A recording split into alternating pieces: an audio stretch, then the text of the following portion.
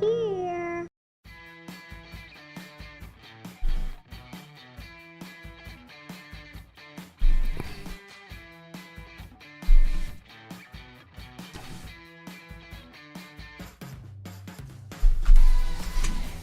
Good morning, good evening, or good afternoon, depending on where and when you're watching this broadcast. I'm Thomas Fessler, my friends, and this is Disclosure Tonight. Happy Saturday, August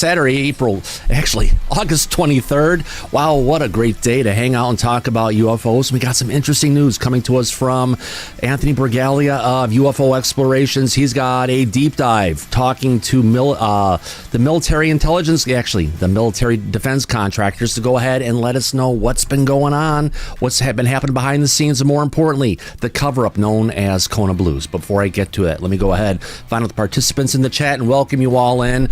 I'd like to welcome in Andy's here along with Brennan England. We've got Carl Garrison. We got Kat is along with Kathy Spire. Good to see you. We got Mewy popped up.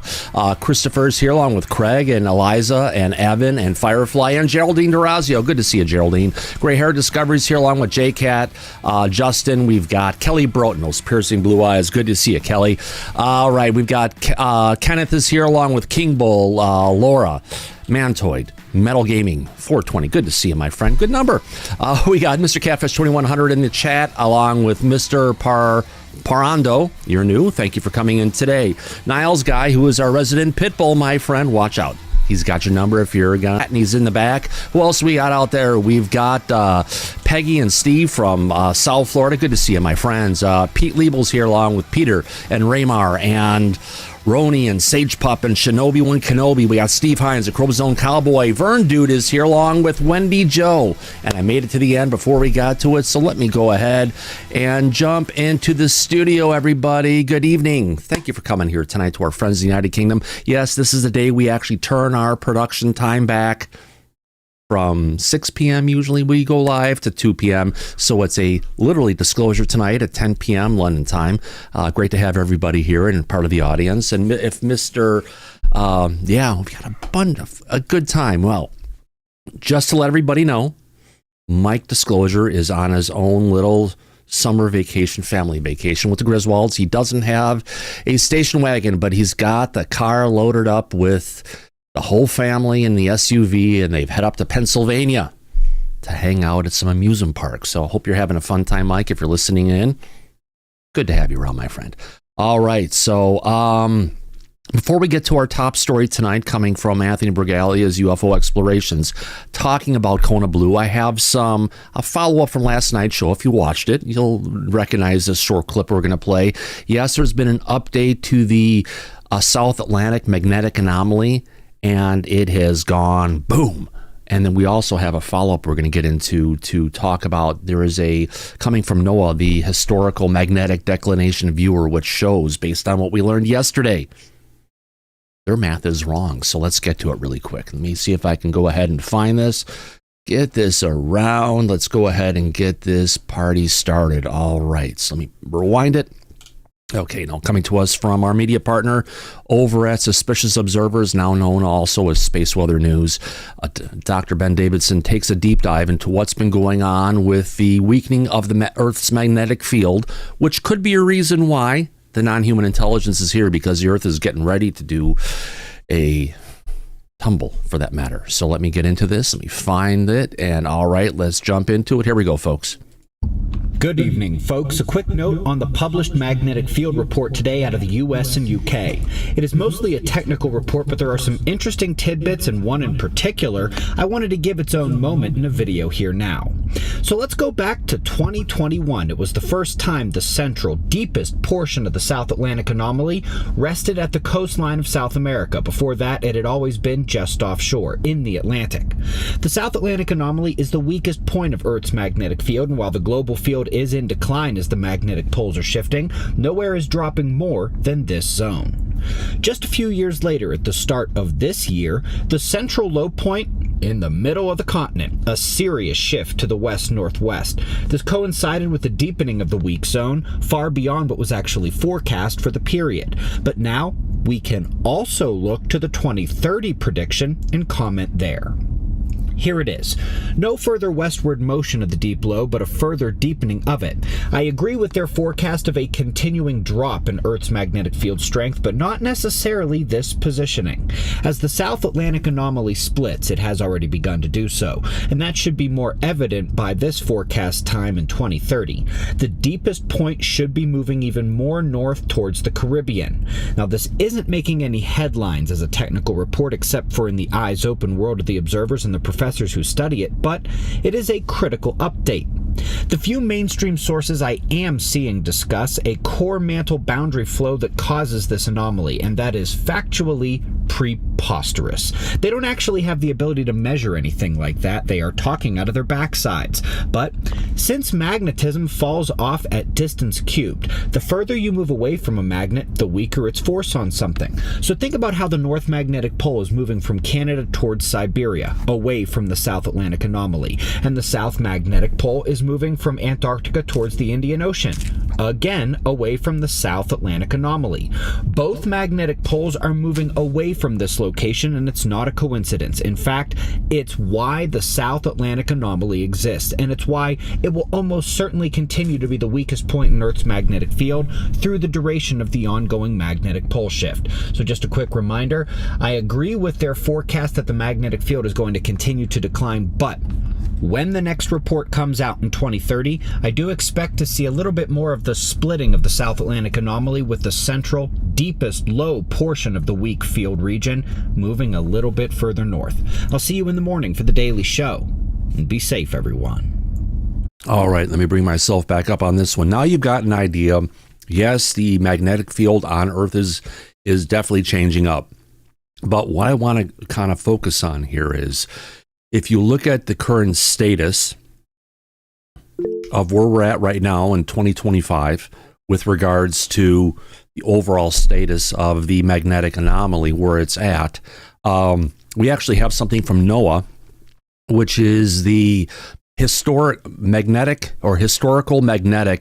declination viewer, which allows us to go ahead and take a look at what's going on with the shifting of the magnetic poles and the lines that go along with it.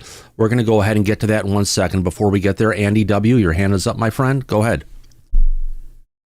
Yeah, hi Thomas. Good to be back. Yeah, I'm just wondering why, it's 2030, the next lot of Update. data. No, the next update, 5 years time.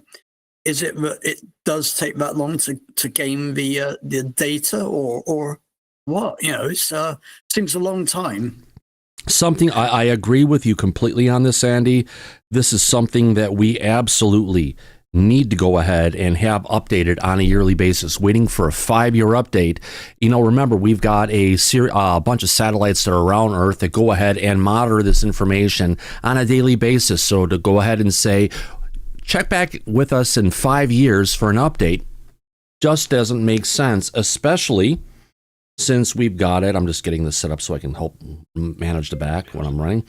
All right, especially when we've got a viewer here, and I'm about to expose that NOAA's information for this model, what they're doing, is wrong and doesn't even match the current data of what's going on. Let me jump into this. So if we have the video that we just had up, you can see this is where they're saying the magnetic anomaly is supposed to be at in 2025, meaning it's centered over South America. It's extending off all the way to the Horn of Africa.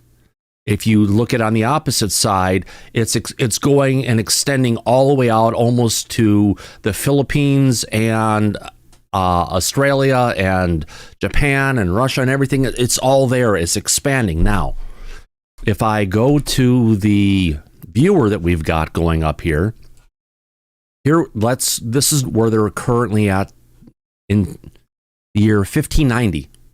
But if we take this little control and pull it slowly across, we're now up to 1662. You can see in the upper portion of this, we've got the current location of the North Pole going ahead, and it's going to be accelerating and moving across. So as we watch it, you're going to see the North Pole barely moving from year to year, magnetic lines changing, and then we're getting around to 1890, it's still going slow, 1940, it's still going slow, around 1990, it just starts taking off and going across, and you can see right down here is that South Atlantic magnetic anomaly.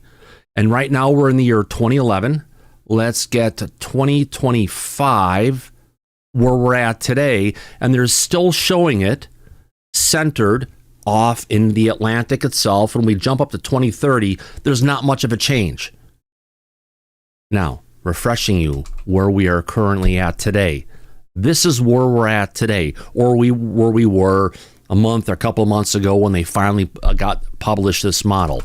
If we jump back to it in 2030, it doesn't match, does it, Andy? We're seeing a completely different thing going on, which means this model, while it looks impressive and you can go ahead and see the data going along, they're clearly working on a data set that is hiding the strength and veracity of what we're dealing with in the collapse of our magnetic field around the planet. So yeah, again, is this a deliberate? I'm going to use the word ploy for want of a better word. You know, my energy supplier can tell my energy now in half an hour with a smart meter how much energy I'm using, which hopefully is going to work out great for me. But yeah, if they can do something like that, but you know, it's not a greater stretch of the imagination. I can see my friend Patrick in the back. So I think Patrick might want to say something. Patrick, what say you? Maybe Andy, not. you are 100% correct. Now, Thomas, there's something interesting that I want to point out with the dots on this. They don't perfectly line up with the realistic positioning of it, but they represent how we sense it. The magnetic anomaly is sensed by three different ways: land, sea, and air. By land, we don't get to see too much change. By sea, you see huge changes. We always heard about the Bermuda Triangle. Now, these red dots on the map that Thomas is currently showing, go back to that last one. Okay, those red dots on the map are scientific gathering points. They're satellites that measure magnetic field. They measure what is going on. We didn't have this ability, and it continues to grow where we're gaining new data with every single satellite that we put into space. So Andy is absolutely correct. They have the ability to do this now. And as of 2011, the FAA started updating much faster. We'll go into that at a different time, but this is something that we should be able to be brought up to speed much faster than 5-year gaps. And the only reason that they would wait 5 years is because if the information is something that would alert people to a change, there's nothing we can do to stop it. There's nothing we can do to prevent what's going to happen.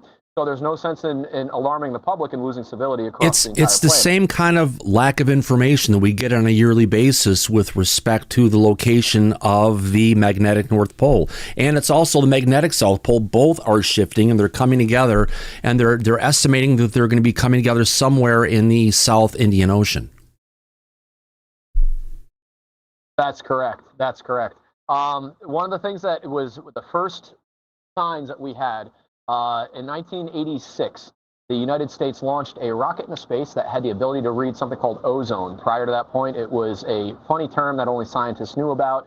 And October 2nd, 1987, the whole world knew about it at a thing called the Montreal Protocol. If you look at the back of any compressed can, it says contains no CFCs, and they blamed all of this on refrigerant. They blamed this on And every products. summer, we get a hole in the ozone that's usually over Antarctica. But over the last couple of years, we've also had a hole in the ozone that's over the Arctic up north. And one of the main reasons of that is because there were so much emissions that were coming out of Southeast Asia and China specifically, that they actually created a fracture in the atmosphere that allowed the chemicals to basically get up to the parts of our upper atmosphere that normally would take tens of thousands of years to reach that point. So because there was so much and there was a high amount, those ozone creating, if you want to call it chemicals, were dispersed in our atmosphere in a way that went out of control. Well, ozone is created from our planet itself. When our planet spins, there's a magnetic current, and when but we've got that. But there's also a lot of those chemicals that result in ozone that come from refrigerants like Freon and such. But there was also a lot of the stuff that was going on. You know, the spray foam insulation they have. They were actually including those chemicals, and in the area where it was actually leaking up, that's where they're doing a majority of the manufacturing. Correct. So their concern is that chlorofluorocarbons, CFCs, were originally the reason for this hole in the ozone that they found between New Zealand and Antarctica and Australia. This is back in '87. The hole that was being created is allegedly being created by chlorine gas. There's a huge issue with this. And Thomas, I'm glad you said it, because I can tell what side of the field you're playing for this one. I play the other side of the field. As you guys might know, I'm a master HVAC tech. I own a heating and cooling company, and this has been a big argument we've had for years. Refrigerant is 30 times heavier than the air that we breathe. It is purposefully made to be dense. It can extinguish fires, and it displaces oxygen in its place. If this theory were completely correct about the CFCs, they would literally need to be launching rockets way high up into the stratosphere and blasting it out, unless you're producing exorbitant amounts. Now, China was producing huge amounts up until recently, and that was a trackable thing. The original hole that they were talking about, and then the hole over the Arctic Circle, are magnetic anomalies that they don't discuss. And that's something that this map is kind of alluding to. As you can see here, the red area doesn't mean good. The blue area doesn't mean bad. There's well, specifically where the blue area is, especially within this zone that's going on, they actually have to disable the satellites that are flying over that particular part, because the magnetic shield for the planet, magnetic field shield, is actually weakened in that area, and there's enough cosmic particles that are coming in, not just from our sun, but from the overall galaxy that we're in, that are coming down that actually affect the reliability and performance of satellites, requiring us to shut down in that area. Now, there's an interesting thing about the miscalculation with this, Thomas. The official NOAA shows that it's going to fade off to the west into the Pacific. And the reason for that is, if you put up the last one that you had, you can see how close those concentric lines are of the strength of the magnetic field. Their presumption is a ball rolls downhill. So if you look at the last map that you had up, you'll see that the concentric rings to the right of the magnetic anomaly get wider. There's going to be a wider expanse before you see change, where on the left side going west, it's much tighter. Their idea was that whatever is happening is tumbling to the west. It's tumbling past South America, and it's creating this void that will eventually cover up half of North America, from about Texas all the way past California out into the middle of the Pacific. But potentially, if the magnetic field is weakening because of the movement of the poles that's currently going on, let me shrink this down so we can actually see the pole moving here. So because the poles are moving, and what's happening, although we've got it at this point, where we're at, this could actually extend well beyond the entire United States, but go into Europe in other ways, meaning that this is the hole, like that ozone hole we talked about before, but in our magnetic field around the planet, where this could go ahead and eclipse and take out the protective magnetic field that's currently supporting life on this planet as we know it. Let's pretend for 1 second that they're one and the same. This hole and our ability to protect ourselves against holes in the ozone layer are one and the same. Right. We know that the ozone layer is held in place by magnetosphere. It's basically triple bonded oxygen, has more electrons than O2, and it's held to the planet by this. It's not something that goes away. You don't have to worry about it just disappearing. And believe it or not, the more electronics you use, the more ozone we actually create. So it's not a theory of false hope. It's just a bad theory of how it's going to propagate itself across the planet, and it's going to propagate east. It's going to spread back over to the Bermuda Triangle, which it's always been a thing. It's always been a magnetic anomaly. And it's going to spread everywhere, and it's just part of the part, because remember, when the poles go ahead and flip, you don't automatically get the magnetic north and south pole to flip. It gets into a configuration where the entire magnetic field goes away for 700, 800 years, maybe longer. And then when it pops back, we'll have a whole bunch of North Poles and South Poles all around the entire planet until the configuration gets to it where it's been settled in the new orientation. In the meantime, everyone who's on the planet's surface is getting subjected to radiation coming from our sun and also our galaxy and universe, for that matter, in the form of cosmic rays. So you look back to all these ancient cities like Derinkuyu and different places in Turkey where they had tens of thousands, if not hundreds of thousands of people in all these different underground cities that are all connected by a series of tunnels that actually allowed humanity to survive at that time. And we could be heading back into this again. Sorry, I keep turning my mic off because I don't want to interrupt you. No, you're absolutely correct. If we look at this through the lens of history and you take into consideration what we know now as fact through science, and you filter it through what they knew as fact of deity or fact of life, this is a repetitious component of humanity. This is something which breaks the weak and strengthens the strong. This is what is going to bring evolution to the next step. But unfortunately, evolution doesn't happen without a horrible scenario to only leave the strong to continue on. Yeah. And our technology is not strong. To think that we're the first of the generational possible atrocities to come that has lost computers and cars and microprocessors and all the things that we pat ourselves in the back for, we could be in the 5th, 6th, 7th extinction event and we really don't know. The reality of it is we're aware of it. Now, this is something that's very, very important. The people that had dug the tunnels, the people that, if we look at Göbekli Tepe, right, yeah, Göbekli Tepe especially, but in that area they call it the root of civilization, because out of nowhere, all around in Turkey, we had the introduction and we had the, what do you call it, the domesticated sheep, the domesticated cow, the domesticated chickens. All these different animals suddenly appear like they came out of nowhere, but they didn't come out of nowhere. They came out from the civilization that already created them in the past that were underground, and they started bringing their livestock above ground because it became safe again. Because if you look at all these ancient cities, they were never kept to keep out man. They were always created to go ahead and keep whatever's happening in the sky. It wasn't safe. It wasn't to go ahead and keep additional people from coming in from wars. It was protecting humanity at that time from what could be dangerous on the surface. Well, if we don't have a magnetic shield, you're not going to be protected, are you, Patrick? No. And what scares me is that the previous civilizations that we've only recently discovered in the last 30 years that had these tunnel systems, right? They were made aware that there was an impending doom. Yeah. We stand on a planet today where the most powerful, wealthy people, the World Economic Federation, openly speak that they want 9 out of 10 people dead.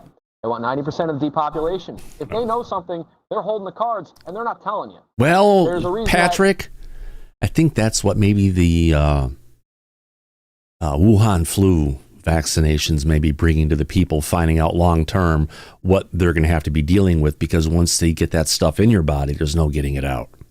And they all have bunkers. All the guys that are the billionaires that didn't take the shot, they knew to dig down, and they're not telling you to. But look at the huge ships that have been built by Jeff Bezos, and they're created not just to go ahead and run on fossil fuels. They're also created to go ahead and run on wind, because go figure, when this stuff goes on and stuff happens, it's going to wipe out all of our technology potentially, and you still need a craft to be able to get around using wind. Correct. It leaves us in a position now where we have to question the authority, and we have to start giving ourselves our own answers. If we look at the evidence that's presented to us, are you going to be wise, or are you going to be foolhardily hoping that the people that are directing you are actually caring about you? Yeah. You need to take care of yourself, and I hate to sound like a prepper, but the writing is in the sand. And the yeah, it wind's is. blow it away fast and it's been there many times in the past. That's why Ben Davidson has created a community. He's in a part of Colorado that's over a mile above sea level, and that's the key, is how high can you get into a community, so when the mile-high waves come racing over the continent, are you going to be safe from that when it happens? That's extremely scary. This week alone, anyone that lives on the East Coast will tell you that this Hurricane Aaron was unprecedented by anything we've ever seen. It never came closer than 250 miles to the coast, and we still had tidal surges in excess of 30 feet. The Atlantic current has all but stalled at this point. It's pretty much not going, which is doing some crazy things with hurricanes. If we look out on our west coast, we've had over 150 new volcanoes start to erupt within the last month alone, and this magnetic anomaly is changing faster in the last year than we've seen the past 5 years. And the last 5 years changed faster than the last 20 years. So we are approaching something very quickly.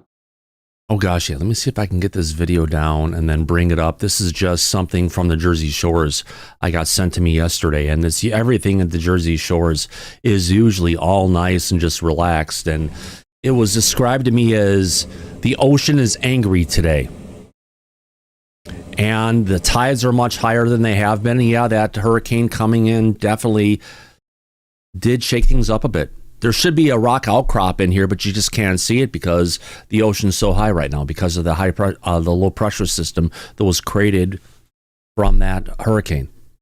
Yeah, and we can't take for granted the fact that the meteorological history shows us this is not normal. When they start to get quiet about instances like this is something that we really need to pay attention to.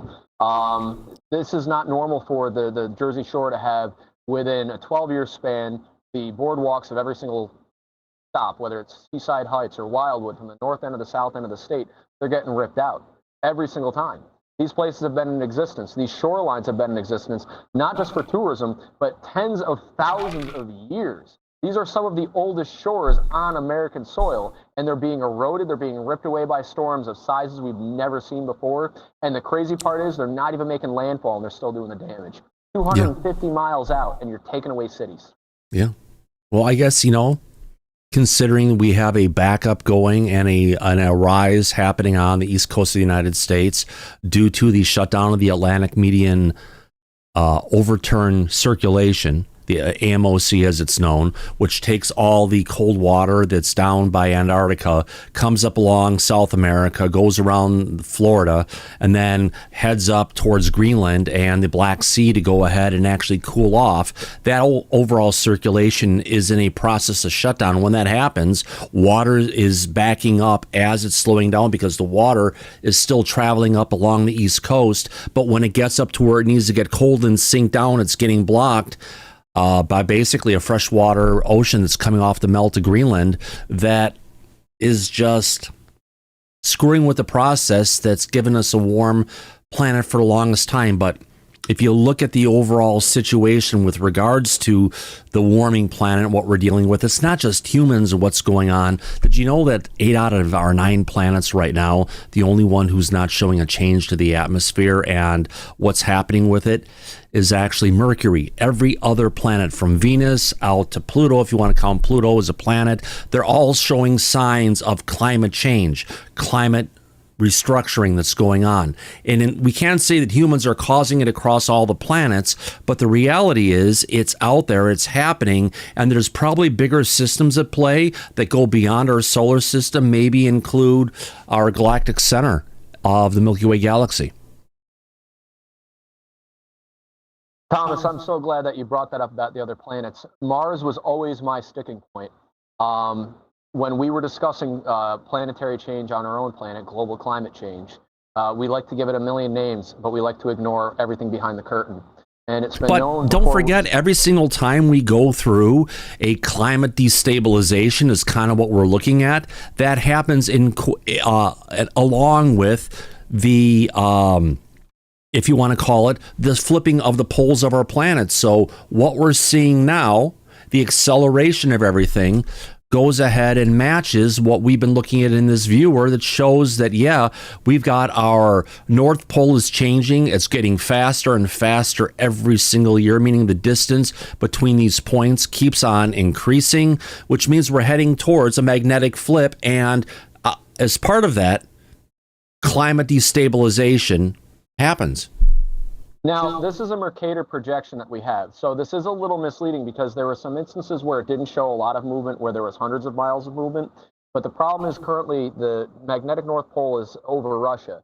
And because the Mercator projection, it's going to appear as if it's moving a lot farther than it really is. It's not necessarily the speed that it's moving, but the distance that it's moved from its original point. Because everything around it, just as you know with a magnet, if you have a magnet that's north, everything facing it is going to be south polarity. Even if it doesn't accelerate the change at which it's happening, it's moving into places that are not magnetically functioning. They're not cohesive to the magnetic current.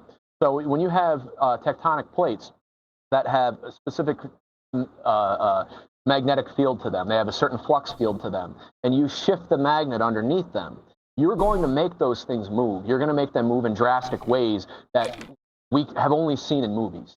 So this isn't a scare tactic, but my God, it's interesting as hell. The last chapter of the book is always the best chapter of the book, and I think that we're a few pages away.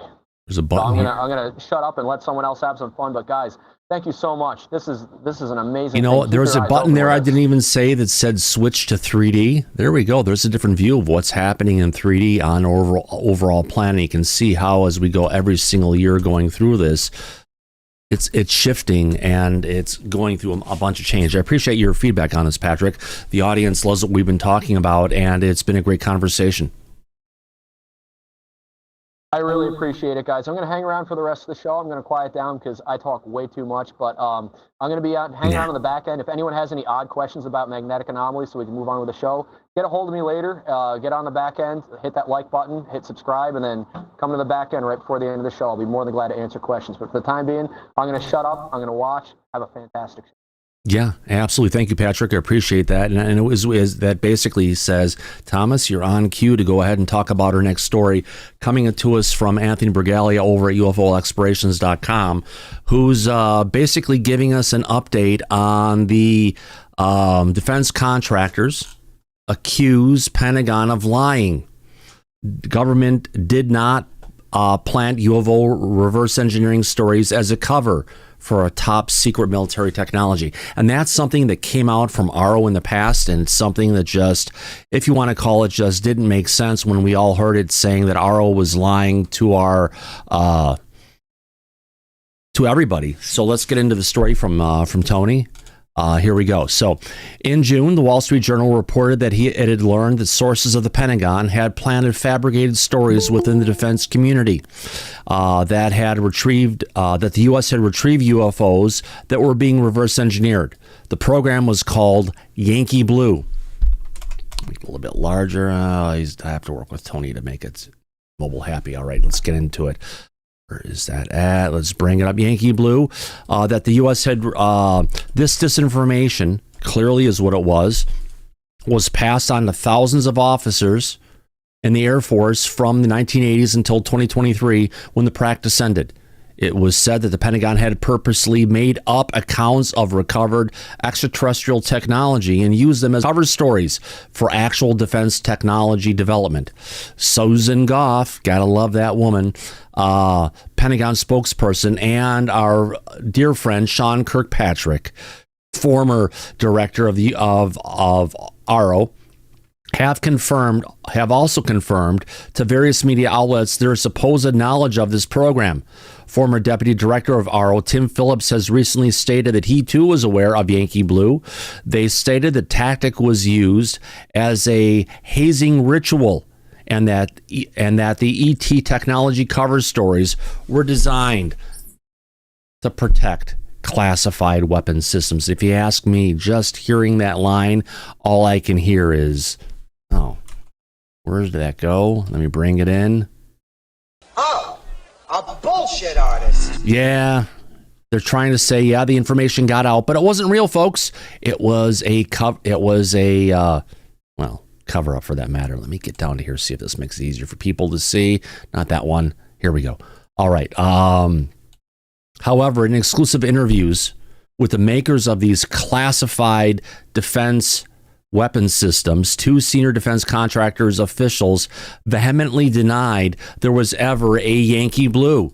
They explain why such a project would never be implemented. They indicate that statements made by Goff and Kirkpatrick could not be trusted on matters related to UFO and technology, and they offer extraordinary insight to what they believe is actually going on. So, Who are we talking about here? We're talking about people from Lockheed Martin, Boeing, and Raytheon Technologies. If there's anyone in the know for what's going on, it's people at these companies. Let's move into it. So, yes, enjoy, Patrick. Please do. The security professionals interviewed have been associated with such defense and aerospace companies as Lockheed Martin, Boeing, and Raytheon for decades. And by the way, cheers, my friend Patrick. There you go. If you got it, my friend, drink it. All right. In their managerial roles, they have been tasked to assure the security for classified design, manufacture, and test flight of experimental and advanced aeronautical and aerospace aircraft, including the B-2 stealth bomber. But don't forget, remember how we just got the F-47 popped out of nowhere? And all of a sudden, the plane is there. It's fully designed. And they can start manufacture of these things right away. That's what I'm talking about, that we've got all these programs that are going along. They're going ahead and developing them to completion. Now, only one contractor won the job for that one, and that was Boeing this time. So holding top secret clearance with SCI, which is handling of classified information, and determine who has, well, there you go, a need to know or on special access programs. Even David Grusch these days cannot get his SAP access back again because of, well, potentially what he said in the past, and he outed things that the government didn't want them to out. So they administer the granting of technology access to both internal employees as well as visiting military personnel and elected officials who have been made privy to their classified technologies. They also assure the secrecy of high security briefings and oversee the handling of transfer sensitive documents. They have both worked on projects, believe it or not, at Area 51.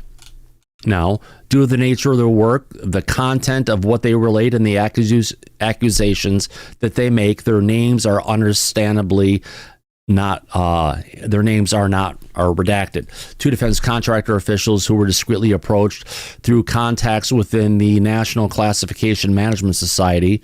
The two were already aware of the Wall Street Journal article claiming the Pentagon planted alien craft stories exist. They were clearly concerned about such activity where it to have happened would reflect poorly on their employers and their profession. The producers of the Pentagon, supposedly deceived with such stories, would have been in some way privy to the craft that these defense contractors were developing and testing. The contractors welcome the opportunity to explain why Yankee Blue never existed.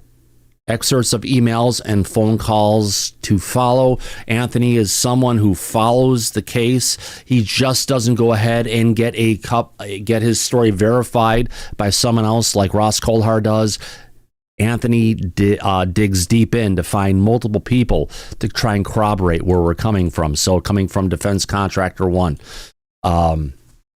You don't draw unwanted attention from unauthorized personnel by covering advanced technology programs with a premise like recovered flying saucers.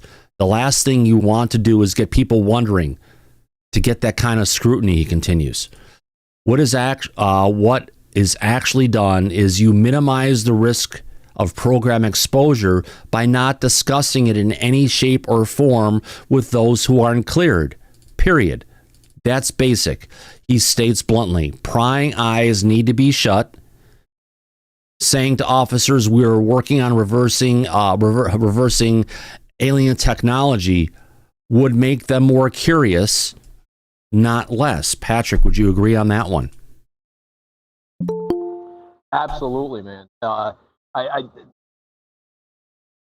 gonna shut up for a second. I'm gonna let you continue because this gets more. All right. Thank you. I saw you there, so yeah, I thought I'd call on you. Let me get back to it. Here we go. Okay, the contractor points out fundamental flaws such as the Yankee Blue scheme. Identifying leakers of classified technology is done in a way that is very different from what it is said to be in Yankee Blue. You insert a very minor details into information provided to a suspected leaker to see if they emerge, making the leaker traceable. You do not talk about colorful things like working on captured saucers to do that. Yes? Now, okay. You remember a conversation I had about cannot elude, cannot preclude, cannot confirm, cannot deny with certain things in the aspects of work that I did.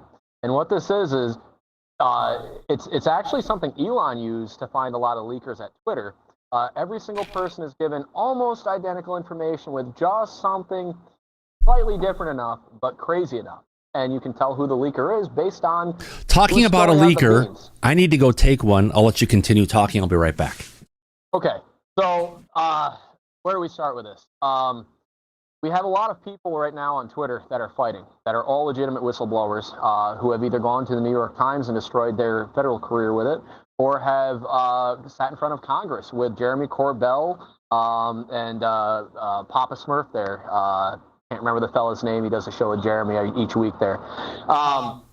It's disheartening to know that we're purposefully taking the most valuable assets that we have and dissuading the public by making these people into liars. There's a lot of information that comes out to the public, which is a test. It's a battle test, just as with COVID. How are you going to react when you're given a mandate? How are you going to react when you have to stay home? Well, when you have people that are in special access programs, every single one of these people has to have a matter of compromise assigned to them. As someone that has worked with special access programs in the past, I knew day one what it was, and it was laughable what I had to keep my mouth shut about, and I still do. But in this instance, what we're seeing is a lot of whistleblowers who it is on the false information that they're blowing the whistle, or allegedly on the false information that they're blowing the whistle. Now with us, with a fine-tooth comb, we have to go through and use the best bullshit meter. Thomas, do you have that sound effect there? Oh, come on! a bullshit artist. But the reality is you had people pass polygraph tests. You had people that really thought they were telling the most honest truth that they could tell. They wasted their life in front of Congress. They lost their special access. They lost their clearances. You don't do that to your highest ranking people unless what you have is more important than those people. The information that they're protecting goes beyond one person's career. It goes beyond 40 years in a pension. This goes the entire length of humanity. And the people that are in power are... When I say in power, I don't mean in the executive branch, elected officials. I'm saying those that understand how the depth of this secret goes are protecting themselves. They feel that they're better than us. It's a horrible thing to think, but they put themselves on a pedestal, and they prepare themselves, their families, their armies, and they leave you in the dust, only to watch Disclosure tonight to try to figure out with all the puzzle pieces that they left what was in the middle of this picture. So this one article in particular is pointing out that David Grusch is telling what he believes is the absolute truth. I don't want to say where I think the truth ends and ethereal ideas start, but it's something that even Lou, by his own admission, was exposed to, and he had to comb through when he was trying to go through the DOD to get this information through. When he had to go through, Thomas, remind me, what is the term? Get a bunch of information if you're going to write a book. A FOIA request? No. You're looking for information to be able to publish what you know. They had to go through all of Lou's information. Dopser review. Dopsers. There we go. So anyone that goes through a Dopser is obviously already compromised because they've had to get mommy and daddy to say, yes, you can say that naughty word. We're okay with that naughty word because that naughty word doesn't tell the little kids that Santa isn't real. Sorry for any kids watching, but that's kind of what this says to me. Great points, my friend. If you actually put the name of naughty into something, like if you want to have an app that younger kids are going to buy, you're not going to have the angry nurse or anything. You're going to have the naughty nurse. Everybody wants a naughty nurse, right, Patrick, when you go to the hospital? Dude, I fall down flights of stairs just to get the naughty nurse. Thank you, my friend. So let's get into this. So the defense contractor wanted to be clear on this. Quote, I have never been asked to be involved in a special access program. That didn't actually exist. We don't concoct like that. Leastwise. One where the technology you have is kept secretly pretending that there is even greater technology involved. It makes no sense. When the Pentagon mentioned hazing as another reason that the stories were made up, I was really wondering what they meant by that. Why don't we play games or joke around national security? Because it would be grounds for dismissal. That's why. National security is above everything. I mean, that's why, Patrick, why Lou Elizondo won't talk about a lot of things while he won't discuss even in a skiff, because what he knows is at a need-to-know level, and those people in Congress, for although they think they need to know, they don't meet the litmus test of what actually need to know entails. Now, quote, I know many generals. They all understand the seriousness of classified craft and weapons development. I am 100% certain that none of them would ever accept this kind of storytelling as a way to cover up technology. And that's what we're dealing with, friends, over at AARO, is a bunch of stories they're trying to tell to go ahead and disinform and misrepresent what was going on in the technology. Patrick? Did you have something to say? For those in the back, special access programs do not necessarily mean that you receive a paycheck from the government. All it means is that you are under specific control with authority and a budget that's giving you the access to the program which you're working in. And Lockheed had said superfluously that they have stuff that they're trying to get rid of. We've also had other people saying that they have discovered things and they've been offered millions upon millions more from China than they've been offered from the U.S. When realistically, they also know that the punishment, if they ever were to open their lips about what they have in their little back storage room, is going to forever damage their lives, their families, and everything around them. But this is a very real thing. The question isn't if they have it, it's how much of it do they have, how much of it has been used to influence our day-to-day lives, and how much of it do you actually touch every day that you don't know? Are you looking at a device right now on a smartphone? Was there something in that possibly a 5G receiver that we learned about from looking upwards instead of inwards? There is no privacy out there these days, Patrick. Anything you do is watched, no matter what way. But if we can, a great researcher who's in our back right now, Tom Whitmore, has his hand up. Tom, what say you? Hi, Thomas. Hey, I was recently at a UFO conference, and I had lunch with a gentleman who is employed with the Defense Investigative Service. And I asked him about this whole business of people being shown pictures of saucers and, all this kind of thing that you're talking about today. And he said that he thought it sounded like a loyalty test. Okay.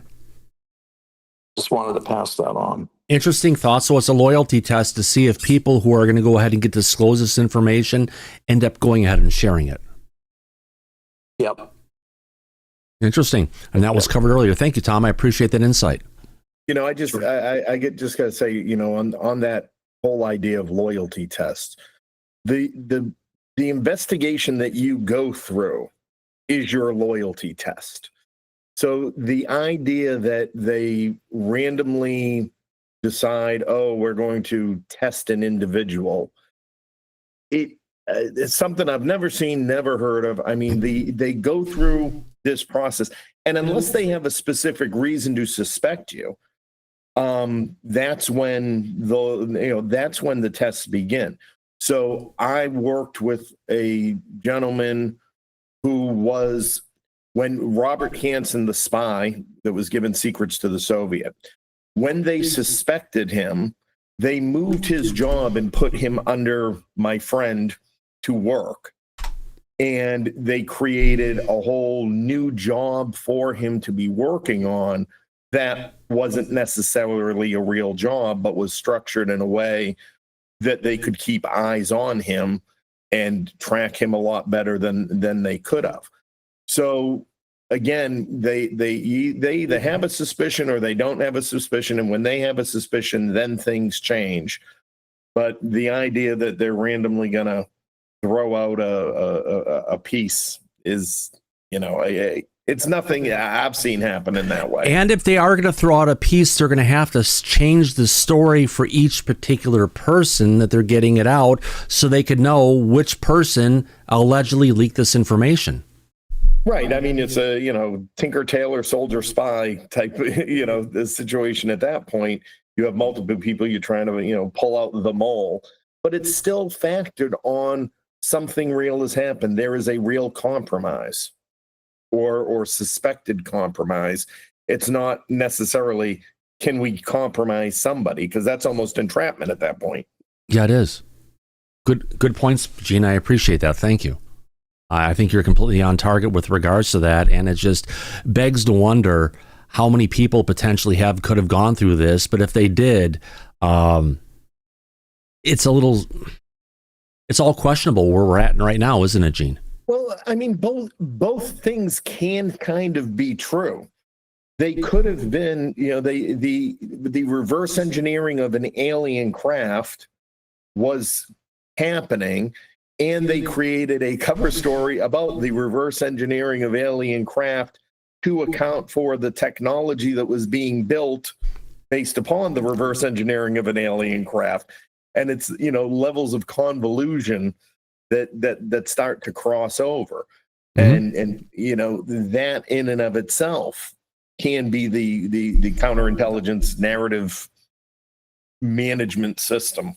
Exactly. The method they have there to go ahead and try and keep the truth from coming out. But let's hear what Defense Contractor 2 has to say. I've never heard of Yankee Blue, and none of my colleagues have either. We go way back. The Yankee Blue claim goes against everything that I have ever been taught about project and program security. These individuals hold degrees in Homeland Security and Intelligence Studies. Asked if UFOs are ever used in any way to cover for military technology, he replied, let me put it like this. Covert flight technology is out there, and for good reasons. Here are folks out there who are happy for you not to know.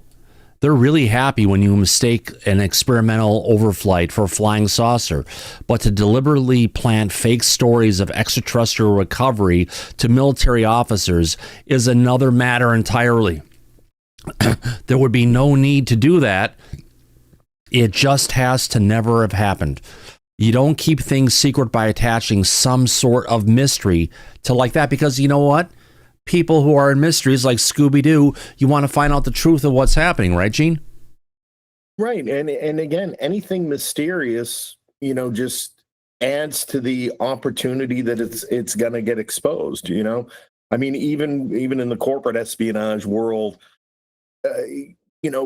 proposals, things like that. The only things secret were, a number, a very small thing within the larger context. A lot of intelligence is like that, right? What's actually classified is the method, the source, the numbers, and 90% of it, you actually could release, but they just don't want you to have that full context. Right. So again, you create a mystery around something you're trying to keep secret. It's counterproductive. Yeah. And at the end of the mystery, you're always going to pull off the mask off of someone and say, look who did this. And that's where it could potentially go. Yep. So officers and IntelliCongress people all visit us. They're amazed and really wowed by our advanced craft. No matter how exotic they may seem to be, though, there is no mistaking they are made by human beings. They would laugh if they were told it was made by creatures from somewhere else. There is another reason for him to believe that Yankee Blue never existed. Quote, you have to really ask yourself why, after all these years at the Pentagon, would suddenly admit to things like this Yankee Blue. It's suspicious to me. Why do they waste time of their own people in Congress on those UFO hearings that were in the news? Some fellows testified that they heard we have extraterrestrial technology. If the Pentagon knew all along, they themselves created these stories, why didn't they inform everyone on this way long before? I mean, we've had many hearings. The first one was from the UAP task force that was headed up from the Navy. There were a lot of great statements and everything that was made. It actually gave us some of the momentum for the disclosure we've got going on today. But it just doesn't make sense that they would, if the DOD knew about this, why would they be going down this red herring of a path, Gene? Well, that's, again, it's a little bit in this territory of both things can be true. So, I'll go back to my father-in-law's work. There's so much out of that can be taken and applied in all of these areas of programs that we've found in U.S. programs.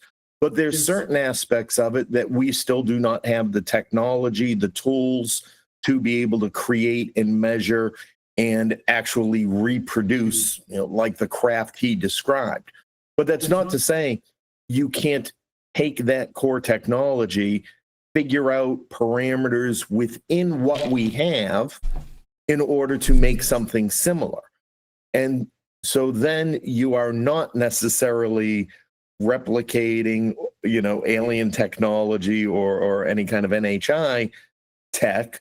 You are simply inspired by it.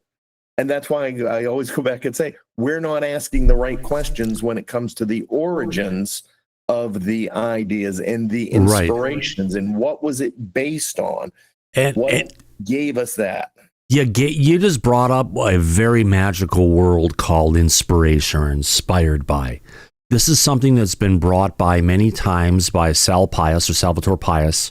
He's the guy who went and created the UFO patents from the Navy that they had for all these advanced technologies, including, triangular shaped craft. They had warp fields. And he also had the ability to create seamless amounts of energies and a bunch of other stuff that he got in there.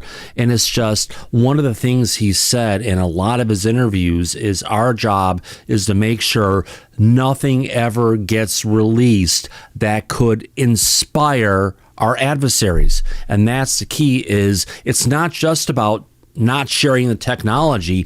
We can't share anything that could inspire scientists in Russia or China or other countries to go ahead and go down a particular path. And that's how much they clamp down on this type of information. But the fact is, Russia and China already have it, and they already do it, and they already had similar patents before Pius. Yeah, that's true. Then who is who are they really securing that from? They've already had other iterations of it. They did it in saucer shapes and not triangle shapes. Yeah. I hear you. That it's a geometry secret? Not really, but even the shapes of UAP, the morphology, as they call it, is completely classified, and they won't talk about what is the shape of the craft they saw here or someplace else, because they don't want people to see the patterns. We have a certain morphology on the East Coast. We have a certain morphology on the West Coast, which leads us to beg the question, why do we have different things going on different coasts? Could it be potentially we have different non-human intelligences that are in control of different parts of the planet that are based on our oceans?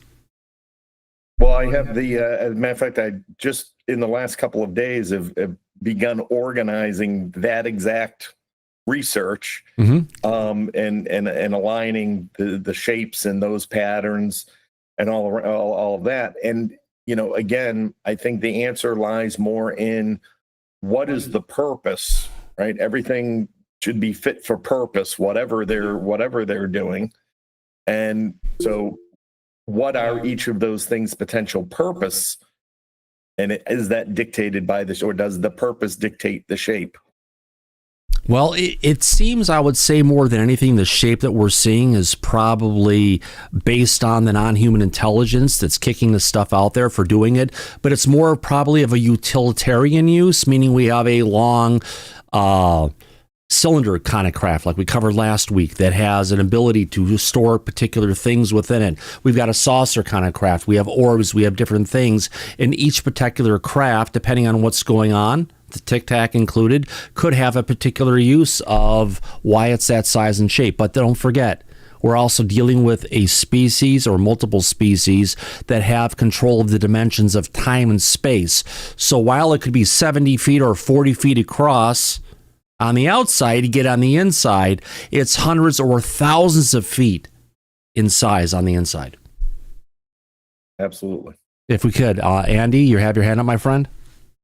Yeah, I find that really interesting from a UK perspective. I've talked about this long in the past.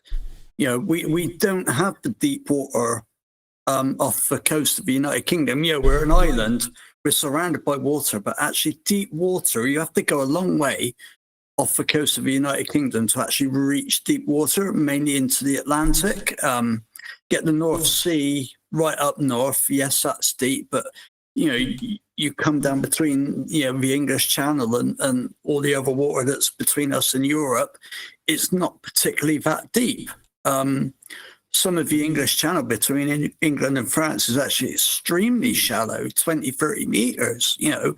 So we don't potentially have the space for these deep water, you know, habitations of entities.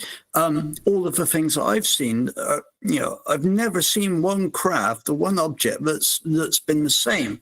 I think here in the UK, it's more of a transitory, they're just passing through. If you like. Whereas on, you know, as you've just alluded to, on the east and west coast, you seem to get different kind of craft. I find that really interesting from a UK perspective. You know, and there was a story from the UK today I wanted to go ahead and cover. Here we go. I actually found it.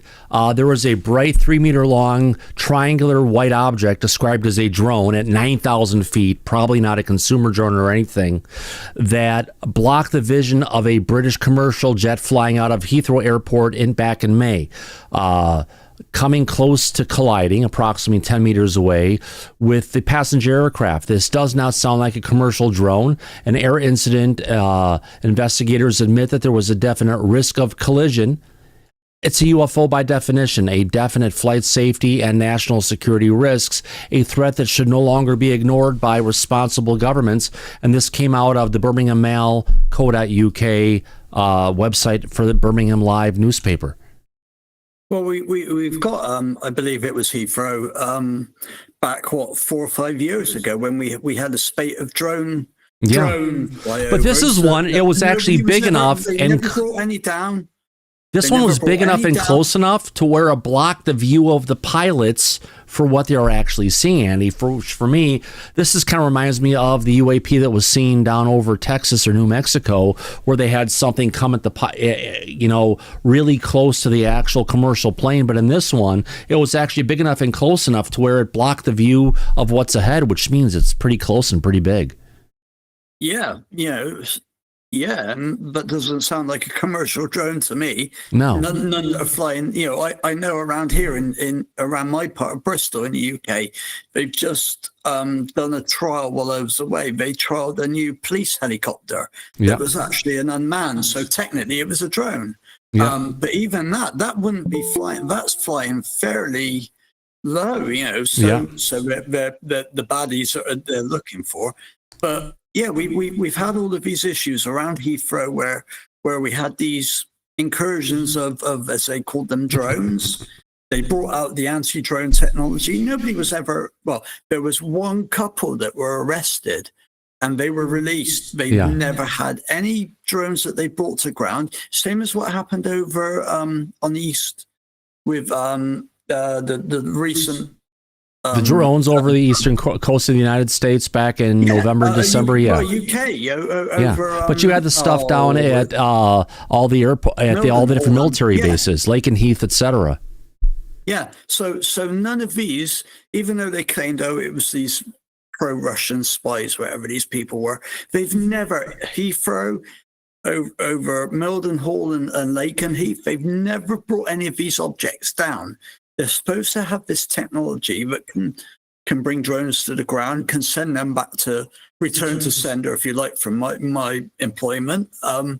They've never, ever had this happen. They've never arrested anybody on all of this. So remember though, the really CAA, which is the United Kingdom's version of the FAA, says flying below a legal height limit of 120 meters, which is 400 feet, could reduce the risk coming from other aircraft. But there are, if you want to call it, altitude limitations that are already in the United Kingdom that would keep drones out of commercial aircraft. Commercial air traffic, yes. Drones, you've only got to look on there are plenty of maps for people who fly drones where the excluded air zones are around airports, around prisons, around military installations. And you have to, as a hobbyist, fly below a specific height. So it just throws into, it throws out there. If something's at 9,000 meters or 9,000 feet, even, it's not a hobbyist. No, it's not. Their drones are not going to reach those heights, and I would guess, I know Patrick's a pilot, but from an airline's perspective, you would not see a hobbyist drone coming towards you. And you wouldn't see a triangular UFO, a triangular drone that's 3 meters in size and call it a hobbyist drone. No, definitely not. Yeah, exactly. Somebody who's got a lot of money. Yeah. And the pilot said it went over us probably within about 10 meters. So that's pretty freaking close. But you know what? If they are working on a different dimension of space and time, we could appear to be sitting stationary in the air as they come and zoom along around us. And that just begs the question. We see it as a threat, but coming from their particular perspective, we were stationary and they were just going around about their way. Yeah, you look. I always look at it how a fly, when you go to try and swat a fly, how many times out of catch it in the air. Chances of swatting a fly where you take it out. It sees in a much slower. Its vision is much slower than ours. So well, it's actually faster than ours. Yeah. It's faster than us because we want to go grab it, and by the time we've gotten there in slow motion, it's already taken off and gotten the heck out of there. Yeah, we appear much slower to it than So I think potentially the way that these things are flying around, it's very much the same. These things are not seeing us as we're basically stationary. Exactly, my friend. It can move out of our way without even considering. Yeah. So I couldn't agree with you more. It's like the objects we have the videos of that happened in Malta. And by the way, it's the only footage that's ever been that we've put out there, that anyone's put out there, that actually show the interaction between a non-human intelligence UFO and a jet fighter. We hear a lot of talk about it, but we're the only ones who have actually released video on that, Andy. Now, let me get back to the story if I can. And the whistleblower, if you want to call it, was not disparaging of the possibility of actual alien craft retrieval. Quote, he said that kind of hardware does exist. It would be, if it does, it would be beyond me. I secure things that are terrestrial. If that ever happened, it would be a whole other set of people and all other programs. There are layers and layers. So what could be the real reason for Yankee Blue explanation? Tony asks. One of the security professionals offered his opinion why the Pentagon says it generated reports of recovered extraterrestrial craft engineering to protect classified terrestrial technology, and what he says sounds like it's going to be revealing. Quote, my personal belief is the Pentagon is caught in a corner. Let's say there could be something to all of this testimony about the government possessing those kind of extraterrestrial items. The government feels now that the best way to deal with this is for them to say that they themselves created extraterrestrial retrieval stories to cover up top secret terrestrial advances. This would have the effect of casting doubt on every whistleblower who might come forward. Future whistleblowers to possible real alien tech could be easily dismissed as having heard Yankee Blue stories. So it sounds like this is something that was clearly manufactured to try and really dissuade people from what they are trying to cover up. Now, the Air Force contradicts the Pentagon on Yankee Blue. I don't think we've heard this before. In June, the FOI request that was put together by John Greenwald at the Black Vault for any information relating to the project Yankee Blue. A reply was received from the Air Force Office of Special Investigations Chief Information Release that directly contradicts the Pentagon and AARO. It stated that unequivocally no records matching your request were found and that there is no indication there has ever been a Yankee Blue project. Now, however, we got to go back to former interim director Tim Phillips, who told the New York Post reporter Steve Greenstreet that same month on video that there were stacks of documents faked, Hollywood-level photos and props that were found that related to the Yankee Blue project. But neither Phillips nor any of his officials has produced any such evidence of this, and they have obviously not shared any such evidence with the Air Force or AARO. given the FOIA reply. Now, and strangely, the supposed, quote, thousands of officers that were fooled by the project for the last 4 decades, not one has come forward to say that they believe they were deceived. So can we identify the person behind Yankee Blue? Potentially new information being developed for a forthcoming article from Anthony Bragalia over at UFOexplorations.com. We'll name the originator of the Yankee Blue fiction, and we'll expose how, when this convoluted explanation of reports of recovered UFO technology was devised. And the thing is, you got to go ahead and thank Anthony Bragalia for the work that he's come out with. He has uncovered many things. You've heard of the person by the name of James Lakatsky, who was the head of the OSAP program. The first person to track him down and find the name and release that information out to the public was Tony. He's a phenomenal reporter. He doesn't get a lot of press, but you know what? He deserves it. Remember, it's over at UFOexplorations.com. Or I should say Anthony Bragalia's UFOexplorations.com. He's got amazing research, and we'll have to go back and dive into the article he has about Einstein's assistant and during the time that they were brought out to New Mexico to go ahead and witness the aftermath of the Roswell crash. Great stories, unbelievable stuff that Anthony can get, and he's worth the time to check out. Let's get back into the studio. Wow, a lot of stuff going on today, Andy. Although we look at what's happening in Disclosure right now, and it's like it's in the dead of summer, literally. But at this point, there's at least some stuff that we can still talk about. Yeah, it seems to be bubbling under the surface. I'm going to bring up something that's come up in my radar the last few days. Capel Green. I'm not sure if you've heard of this yet. No. Capel Green basically it's a UFO movie that's it's not available for streaming at the moment. It's only available in like 1 or 2 cinemas here in the UK. It's potentially from what I've not had a chance to dive into it. I've been so busy since I've come back off holiday. I've not stopped working. Potentially, there was another landing at Rendlesham Forest at exactly the same time. And this was a bigger craft that was potentially filmed by US military, and I believe there was it's purported that there were British police that were taking photographs. Now, this is actually in a film that's I can't even tell you who the person or people who produced this is, but yeah, I think this is something we need to have a look into.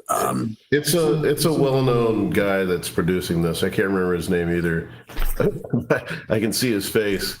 But did you happen to catch Ross Coulthart interviewing that guy and the 2 main witnesses? Personally, I've steered clear of Ross recently. Yeah, we probably would burn this one because he totally was trying to destroy these guys and what they said happened.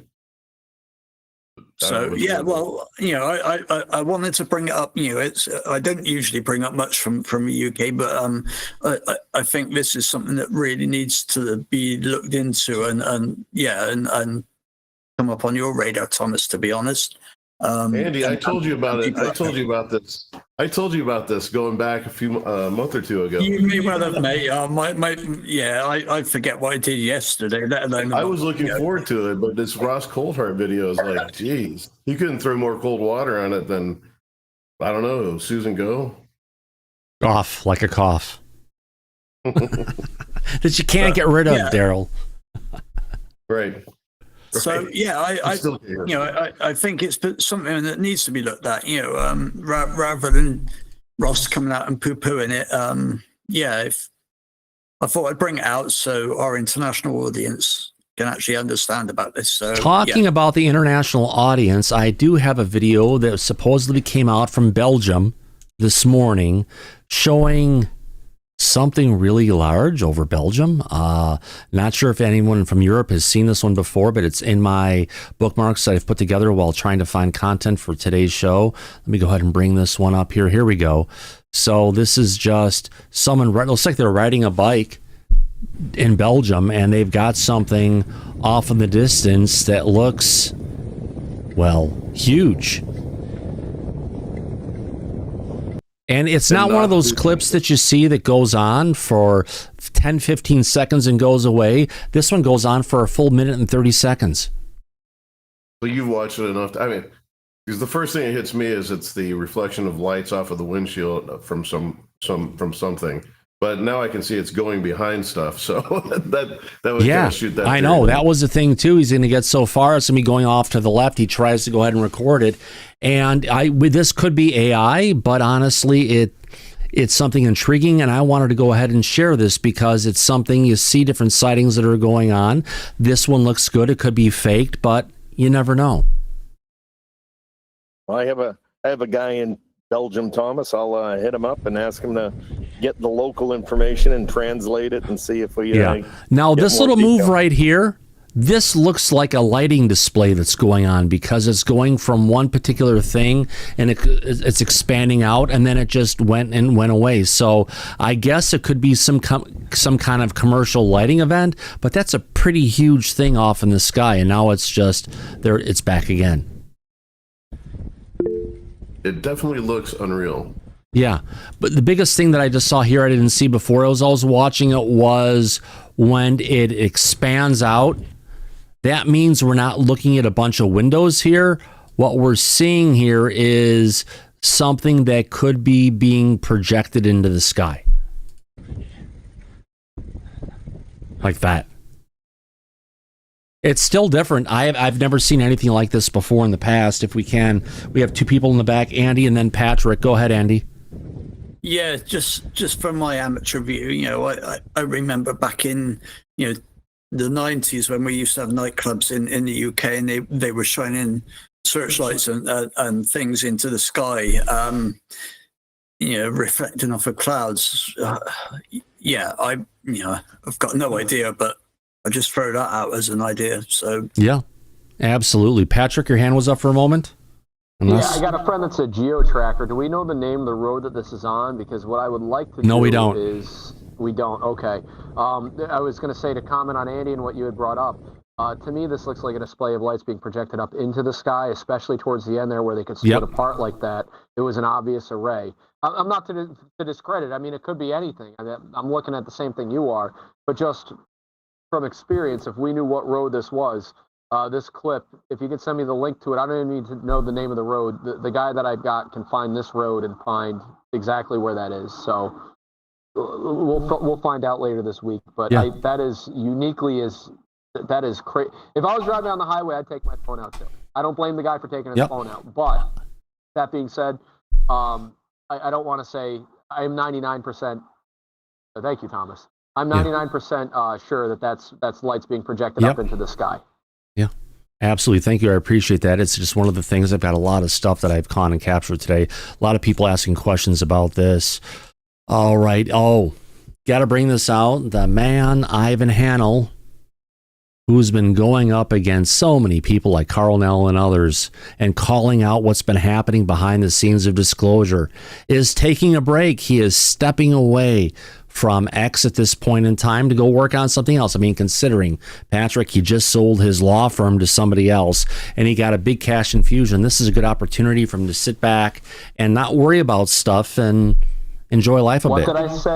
What did I say earlier this week, man? I know that Ivan is a friend of the show, and I know he's a good guy with the best of intentions, but optics are 100% of the operation. And I think that what he did this week, in my one man's opinion, I think the optics of what he did threw mud onto a clearer picture, because now you had somebody who ran to defense, and as I had said, an attorney normally doesn't do things like this. And then he disappeared. I'm sorry. Really? Yeah. Well, we'll see what goes on. I don't think he'll completely disappear, because last time he said he was taking a break from Twitter. He was gone for a day and he was back with a vengeance. So hopefully he's not gone for too long, my friend. Now, question.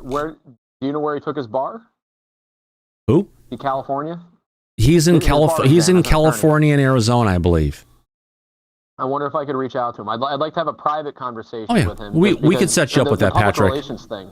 We're friends with Ivan, so we could possibly set you up with him if you want. Depends on if he wants to talk about any of this stuff, but it never hurts to try. Now, on our next piece coming up, well, coming from Money Penny, has Avi Loeb gone mad? Headlines about ThreeI Atlas are now claiming that the American scientists have also speculated that an alien object is hurtling towards Earth, maybe nuclear powered. Let me go ahead and play this clip about this. Let me see if I can get this first and download it. And then I have an interesting insight to who this Penny character is, Patrick. You won't believe where it came from. Lou Buffet. But he did a good job trying to figure out who someone could be a grifter is. Andy W., your hand is up, my friend. Yeah, I saw this while I was on hiatus from here about this Money Penny. She basically laid down, set the word. I'm trying to think of the right words, but with Ross over this giant UFO that's buried. Now, I don't believe she's brought forward. I have no idea who this Money Penny is. She's only just we're going to tell you, my friend, and you will be surprised. She claims that she worked for the BBC, but it's not what you think. No, it's not the other BBC you're thinking of. Not really. Let's play this clip from Avi Loeb and over on News Nation talking about ThreeI Atlas. It's something that's been going on. Now they're actually saying this thing is generating its own light and other stuff that just breaks our concept of interstellar objects. So let's play this clip and then we'll talk more about Miss Penny. Here we go. Most scientists agree that the so-called ThreeI Atlas is a comet from another solar system. But Harvard scientist Avi Loeb claimed on this show a couple of weeks ago that it could actually be some type of alien technology. Now, that's a controversial opinion all on its own. But he's now going a step further, arguing that the ThreeI Atlas could be a nuclear-powered alien spacecraft. Loeb says the Hubble picture appears to show the object emitting its own light. The object also appears to lack something that all comets have in common, and that's a tail. So what is this thing exactly? Well, joining us now is Avi Loeb. He's the head of the Galileo Project, director of Harvard University's Institute for Theory and Computation. He's also the best-selling author of the book Extraterrestrial. Great to have you back on the show. So you now say this is not only an alien spaceship, but it's nuclear powered? Why are you saying that? Well, thanks for having me. First, I should say that if the light that we observe from this object is reflection of sunlight, its size needs to be bigger than Manhattan Island. 20 kilometers or so. And there isn't enough rocky material in interstellar space to deliver a rock of that size earlier than 10,000 years from now.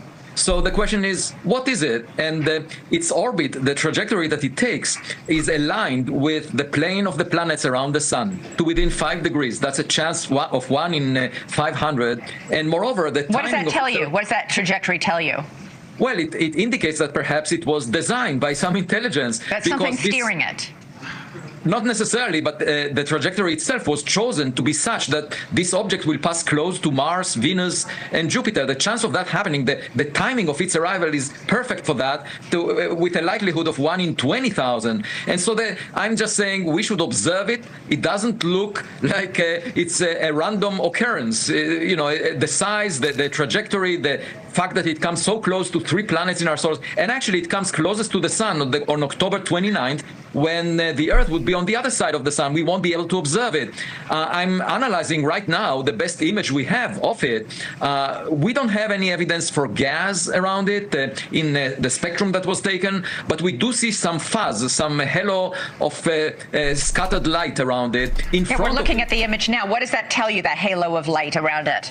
Right. So usually for comets, you see a cometary tail trailing the objects from behind because it's being pushed by the radiation from the sun. The dust particles are pushed to be behind, to lag behind the object. In this case, what we are seeing is a glow in front of the object. And I'm analyzing first, if this is caused by dust. The amount of dust is very little. Over 6 months, the amount of dust that will be ablated from the object to generate this glow is just less than 1 millimeter thick. So it could be just dirt on a solid surface of such an object. And the question is, what is the nature of this object? Of course, as it gets closer to the sun, we would get a better view of it. and we could use spacecraft like Juno next to Jupiter. I spoke about it with Congresswoman Anna Paulina Luna. She called me on the phone, and I gave her an update about the object, and she encouraged, in a formal letter she wrote to the head of NASA, Sean Duffy, the Secretary of Transportation, to encouraging NASA to use Juno, which is next to Jupiter, to come close to ThreeI Atlas when it will get there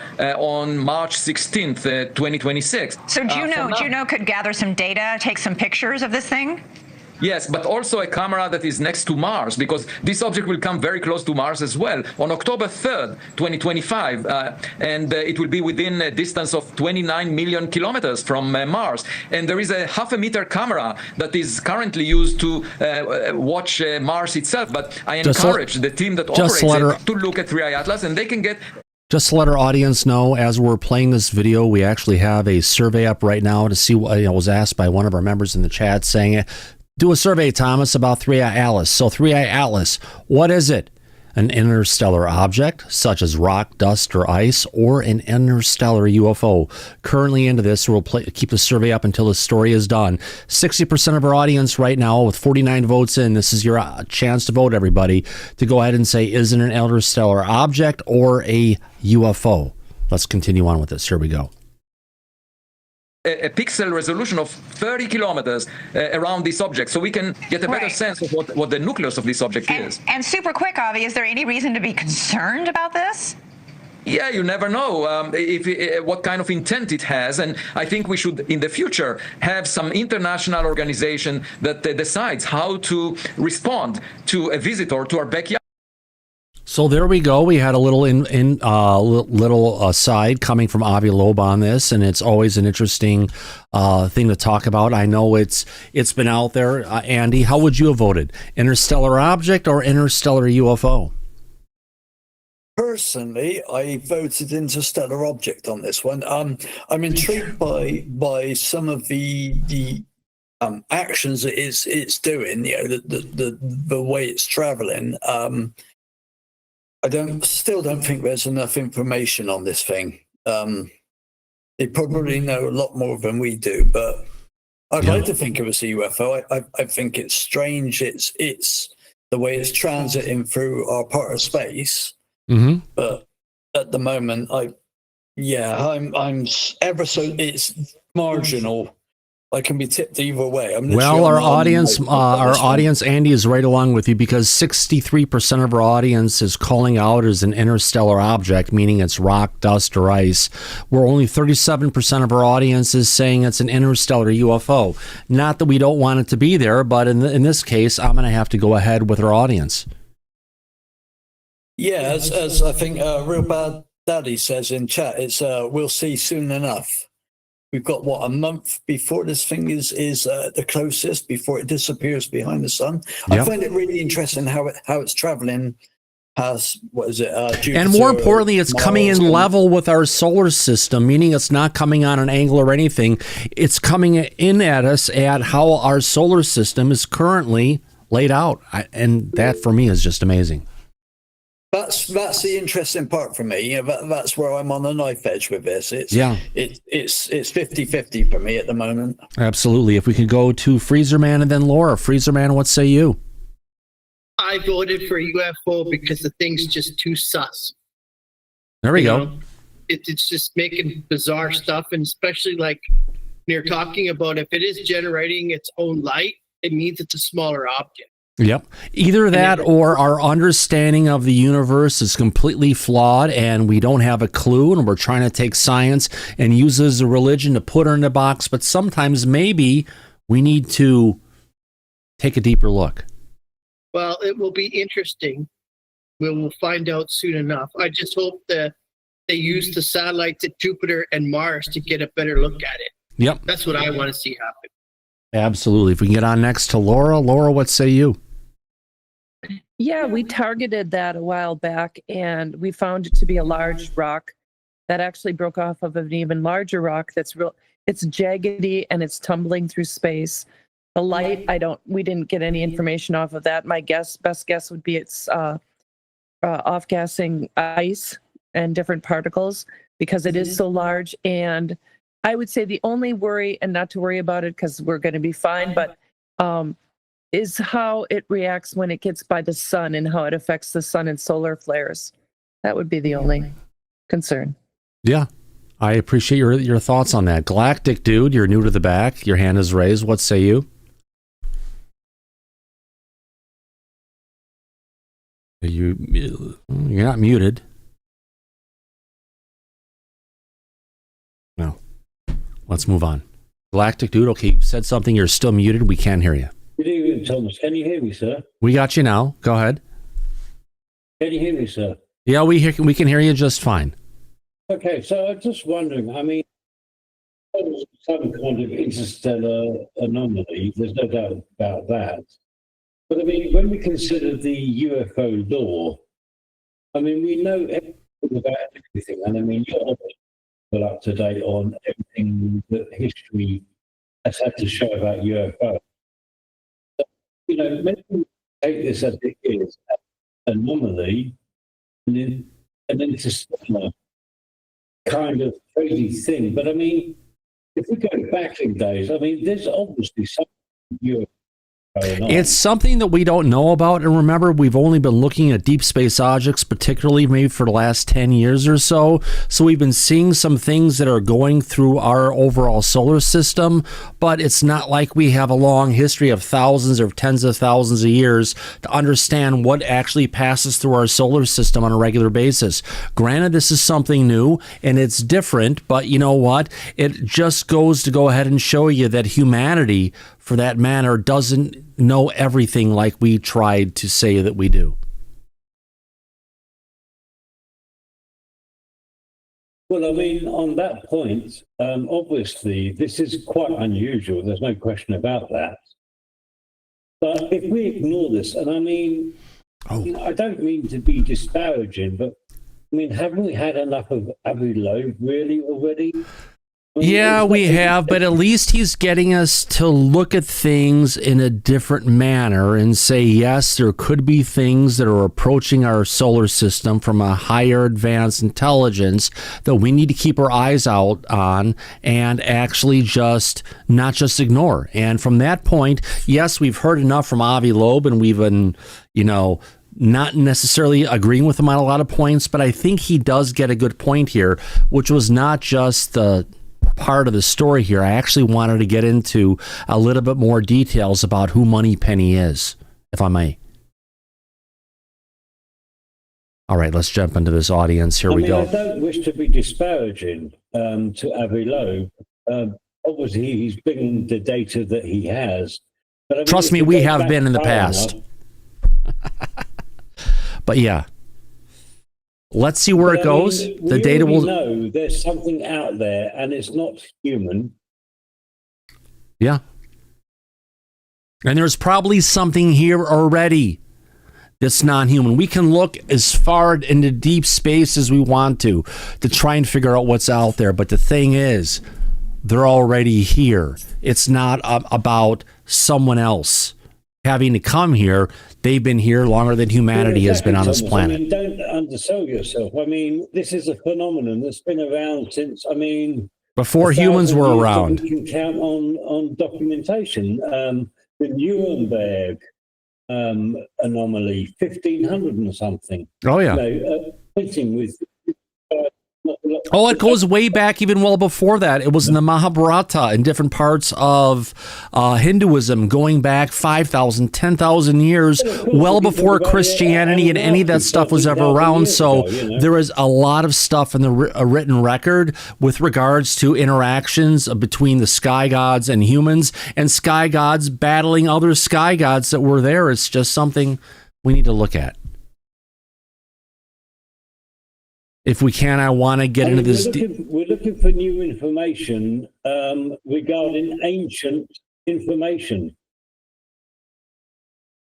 Yeah, exactly. Sometimes we have to look into our past, as I've said before, to understand our future as we can. Now, if I can, Galactic Dude, I want to jump into a deep dive quickly on this Moneypenny character who's bringing stuff out, and she has said, let me just get to this into this one. Where do I want to get to this, Doc? Yeah, there we go. Solo. Has Avi Loeb gone mad? Headlines about 3i Atlas are now claiming that America's top scientists have also speculated that the alien object hurling towards Earth may be nuclear powered. Her problem is she's listening to the media, and the media usually gets this wrong. But I want to know, who in the hell is Moneypenny? She said she will expose the truth. She says a Spaces host, former Chase economist, a BBC journalist, 30 years in financial tech, etc., etc. Let's get into it. Thanks to Lou Buffet for doing this deep dive on it, because he actually got it right. So because she claims to have been a reporter for the BBC, after a not so deep dive, it does seem she presented for a Saturday afternoon show from 1986 to 1988. Even though no audio of her segments can be found, she was 19 years old at the time for the University Radio Essex, which had BBC internship. She wasn't a journalist, based on her LinkedIn profile that's out there. Now, Nicola has tracked a record of throwing herself pity parties. And that's her full name, Nicola, for that matter. She's not just Moneypenny. In 2019, she made her local newspaper claiming that a spider bite from a non-venomous spider ruined her life. It was determined by a professor and emergency responders that she, quote, may have been overdosed on antihistamines and that her kidneys were not functioning properly. They gave her some medication to help and advised her to drink plenty of water. The article is available in gloucesterlive.co.uk. Now, shortly after this, the culprit of her medical issues became long COVID, which she claims she contracted on vacation in the Caribbean after a messy divorce. Not surprised. This time, where did this go? Why did it go? This time she caught the attention of the Sun media outlet, which interviewed her about her divorce, loneliness, and medical issues without mentioning a spider bite. Yes, this set her into an anti-vax conspiracy hole of epic proportions, which alienated her from family and friends. If you check her Instagram profile, you can see that it paints a whole picture of how unstable and alienated she was. Now, Moneypenny is a lonely person who found the attenuation she craved on Twitter. Her eloquent diatribes about conspiracies backed by her quote-unquote BBC credentials have given her a platform to spread misinformation, a false sense of importance, and intellectual superiority. The truth is, she's a hypochondriac who alienated herself from being from people who cared to find worth in a stranger's conspiracy theories. Andy, I see you've got a huge smile on your face. What say you? I'm sorry, I'm just going to score you Gloucestershire. Gloucestershire, thank you. Gloucestershire, mate, where I live. Oh, that's it? I said it wrong. Not about this. So she's someone who came out on Twitter going ahead and challenging Ross Coulthart, saying that I've got this information where your UFO is that's so large they had to build a building, they had to put a building on top of it. And if you don't release this information in the next 3 hours, I'm going to release it. And where did she get her information? Talking to good old ChatGPT, Gene. Yeah, and when we talked about that, again, she created a narrative. She created a narrative to fit the way she wanted it to, regardless of anything else. And I think that is a very insightful assessment by that writer. I think just based on what I've seen, I would agree with it. There's a lot of those behaviors that she certainly exhibits. And the whole building thing just really highlighted it and really its own worst enemy. Worst enemy. Oh God, if you've seen the latest episode of South Park, which I encourage everybody to watch, there's a great thing going back and forth and people talking to ChatGPT to find out the secrets of their life. Andy W., your hand is up, my friend. Go ahead. Yeah, I am actually not going to score you on anything. I'm going to talk about this. I've seen several people on Twitter, on X say, "Oh, I know the location of this object." So far, not one of them has actually come out and spilled the beans. They've not said where this thing is. So I'm calling BS on I'm afraid on all of these. This money penny. If you're not gonna, I have to call BS on Andy. I want to call BS on the original story put up by Ross Coulthart, because now we understand what a lot of his sources are and the bullshit that they feed him and what he actually believes. Come on, the Tic Tac coming from Lockheed Martin. We had over 100 of them in high orbit around the planet, and they all dropped down one at a time. And then it turned from that into saying, well, no, it wasn't just that. It was they had people who were psionics who were controlling these craft.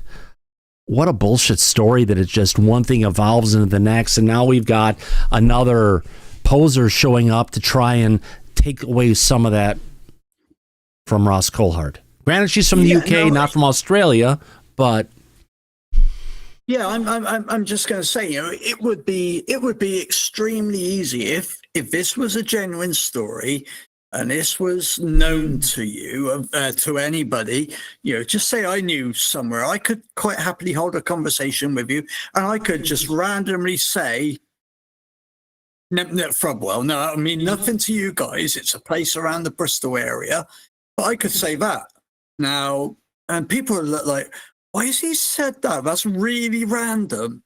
Start looking into it. You if you want to bring these things out, you could quite easily throw them into a casual conversation or a conversation like we're having on here that make people think that's really random. Why did he? That's not like purporting to anything that I understand. What's this place he's on about? You could bring out these places if they're genuine, and sow a seed, sow a crumb that will catch people's interest. You don't have to say anything at all about anywhere on this planet other than you just say a random place where this thing is. Cat understands because Cat's from my local area. So yeah, you go down the Nempnip Frobwell. That's right, it's a song. But that would be the way that I could see as somebody bringing out some really pertinent information. We're holding a conversation as we're having here and just throwing out a random something and not alluding to anything, just say somewhere, say a name of a place, and then carry on with the subject. And then people are thinking, why did that person put that place into this subject? So that's the way I could see if people actually, if people have got genuine information to bring out, bring it forward. And they're not all on. Bring it forward, yeah. You don't have to allude to anything. You don't have to. Oh, Ross. Oh, I know where this massive craft is. Just in a casual conversation on the internet, on YouTube, blah blah blah. Carry on as though you've never even said it, and let people do their own homework. Yeah. But then that becomes sort of counterproductive to, I think, what a lot of these people are trying to achieve, which is really, how do I out-special the last special person who came forward with something, right? I mean, bingo. I can astral project. Well, I astral project and I run into aliens. Oh, I astral project and I run into aliens and they bring me to secret moon bases. You see so much of this that is just built upon how much better can my story be than the last story that was heard. And I think that's a very similar situation in this case. How can I leverage, to a degree, even with Dr. Villareal's work, there was a guy who talked about orbs in buildings and a network. And when her work came out, he's like, oh, see, she proved exactly what I'm talking about. No, it has nothing to do with what you were talking about, really, if you looked at the guy's work. But they will do anything to make it fit and for them to get that attention. Yeah. Yeah. Can I follow on? Go ahead, Andy. Take it. Quickly. It's like you were saying last night, where you had this information that you brought forward from your father-in-law. You were never expecting to get into this subject, and all of a sudden you've been drawn in by a situation that fell into your lap, as it were. Yeah, this is it. We're down to the grift again. We're down to the eternal grift. how the one-upmanship. I don't know anything. I don't have a clue. Don't ever come to me expecting to have any information, because I really don't have a clue. Only things that I've seen. But it's ego, and the one thing you'll find that I don't have, if you can look at how I look, ego. I don't have an ego, so I'm not one of those. But there are many people out in this field who unfortunately have rather extended egos and feel the need to be heard and wanted. But yeah, I'm kind of over this giant craft. I was interested in it at the start of it. I'm erring on the fact, on that it's bullshit, basically. I don't believe it. A bullshit artist. Yeah, and when people go to look, We ain't found shit. is what they're saying. Yeah, good old Tuvok. Yeah. So if people have real information, you don't have to say, "Oh, I know this." It's all ego driven. I'm really sorry, but some of these characters in this field now are really dropping off the ball for me. Oh, they are, Andy. If I could get to it right now, this is just switching into a different area, looking at ancient history in the United States and areas people haven't looked at in the proper way. Let me find this one here. Video. All right, here we go. This is coming from Megalithic Marvels over on X. This one's real simple. Hidden pyramid or natural formation in Battleground, Washington. I'm a few hours away from this. Should I go investigate? Andy, take a look at this. I couldn't find something out there that looks more like a pyramid that's covered in trees, and you can't say to me that's a natural formation. It's certainly interesting, the fact that it's got a linear line about halfway up. Is it, what's it called? Is it pareidolia? Where you see... You could call it pareidolia, but a lot of times when you're dealing with shapes like this, people find reasons to say that it's not real, but sometimes you have to go there and dig in, literally, to find out what the truth is. Personally, if it was me, I would go and look.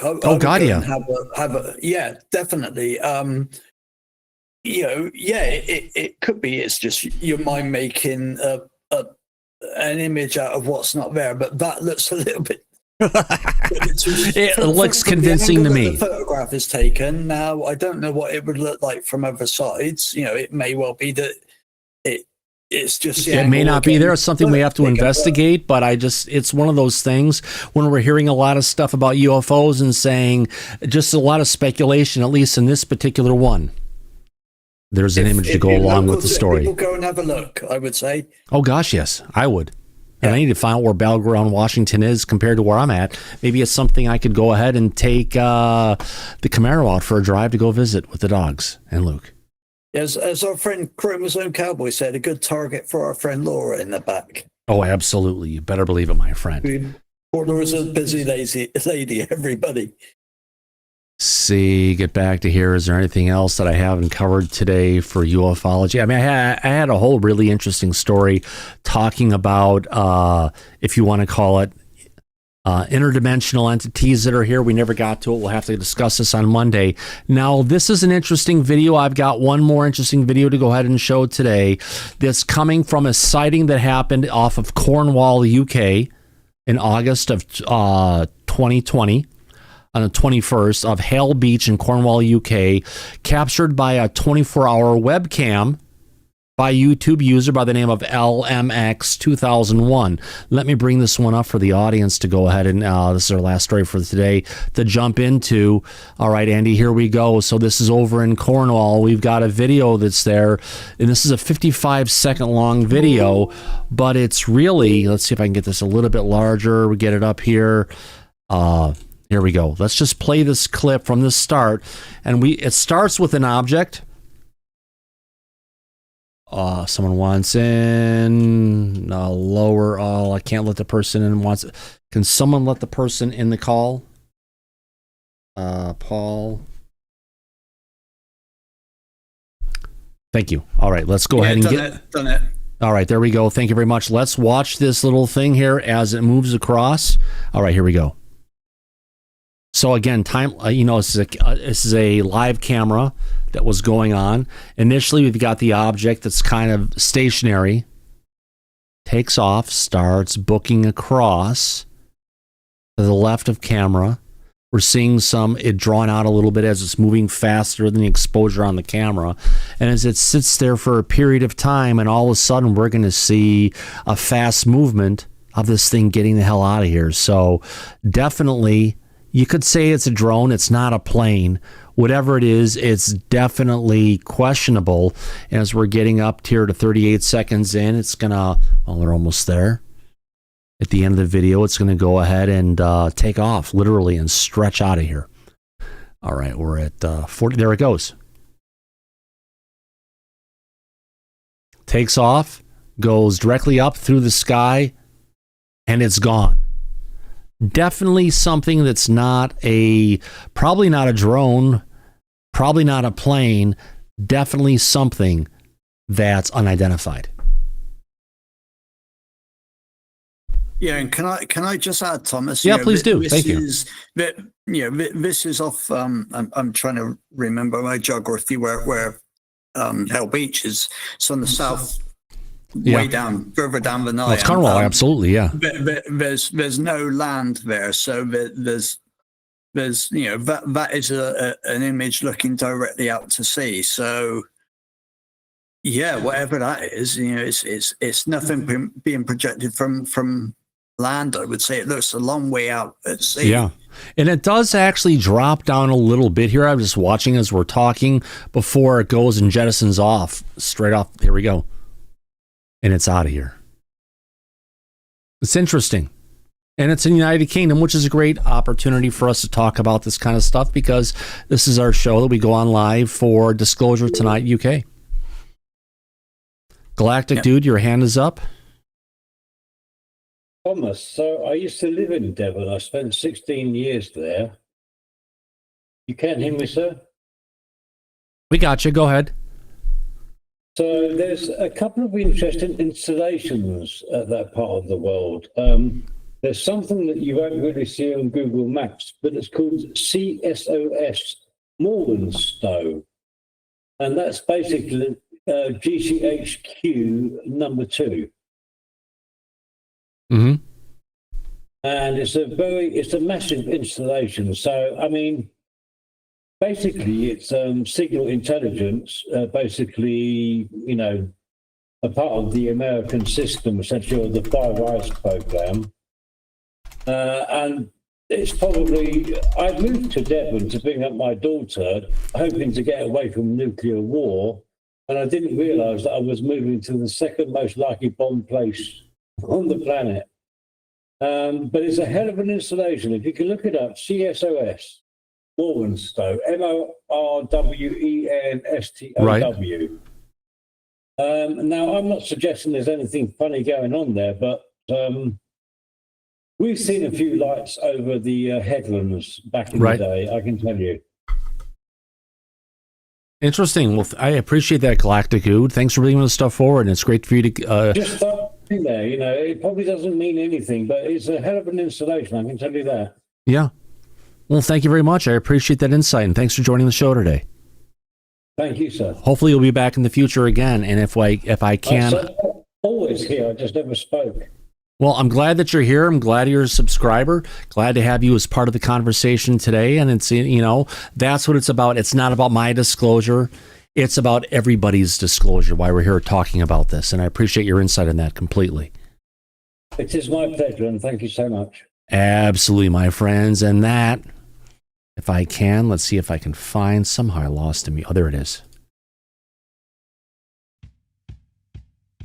I want to thank everybody for coming out to this episode of Disclosure Tonight. Hopefully, Mike's vacation is holding him well, and he's not just playing what Chevy Chase did in the Vacation movie. Mike, our hearts and wishes are out for you, my friend. I want to thank everybody for coming out to this episode of Disclosure Tonight. Let's take a look. Do we have any super chats? Nope, that's fine.